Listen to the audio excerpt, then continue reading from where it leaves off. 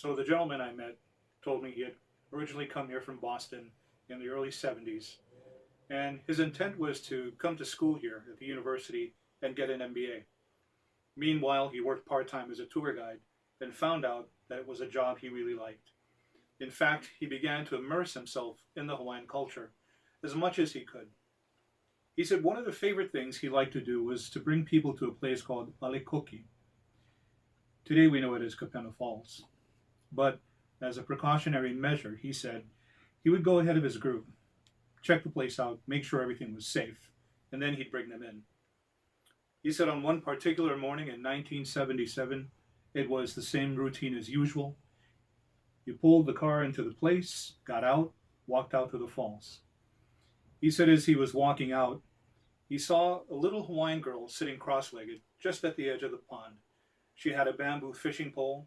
Tied to the end was the suji wire in the water, and she was crying. He also noticed that lying flat on his back on the other side of where the girl sat was a man. But where she sat was near his shoulder, so he couldn't see the gentleman's face. But he was worried because of the way the girl was crying. He said, I walked over to her and I said, hey, darling, what's the matter? Why are you crying?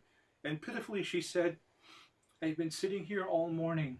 I'm trying to catch moi, but they're not biting. And he told her, well, I don't think there's any moi in this pond. She says, no, there is, but they're just not taking my bait. The guy says, he asks her, well, what kind of bait are you using?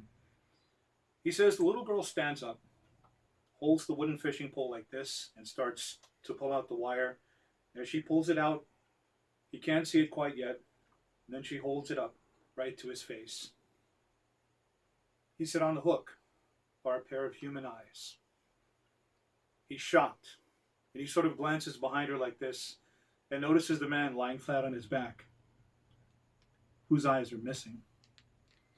He said, before I could even scream, that little girl jumped into the pond and at the last second reached behind her, grabbed this full-grown adult man by the back of his collar, and dragged him into the water with her. That little girl, he said, jumped into the water, grabbed a full-grown male adult by the collar of his shirt, and dragged him into the water with her. I was still horrified. I couldn't move. But I saw her surface on the other side of that pond. The water like this, just below her eyes. And she slowly